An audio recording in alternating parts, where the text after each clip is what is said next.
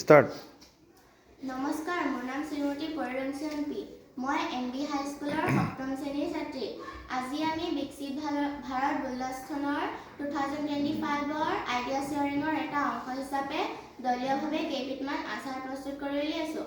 আমাৰ দলটিৰ নাম হ'ল নাহৰ দল আৰু আমাৰ দলৰ বাকী সদস্যসকল হ'ল নমস্কাৰ, মোৰ নাম শ্ৰীমতী চেন্দ্ৰী দেৱী।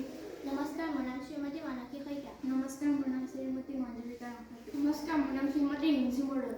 এতিয়া আমি প্ৰস্তুত কৰা আচাৰ কেইবিধ হ'ল এইটো জলকীয়া আচাৰ, এইটো আমৰ আচাৰ, এইটো আমলখি আচাৰ, এইটো গাজ টেঙা আচাৰ, এইটো বেঙেনা আচাৰ, এইটো জলফাই আচাৰ আৰু এইটো তেতেলী আচাৰ।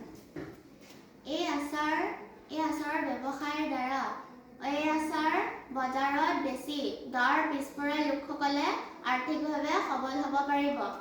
এই আচাৰৰ ব্যৱসায়ৰ দ্বাৰা বিকশিত ভাৰত বুল্লাস্থনৰ 2025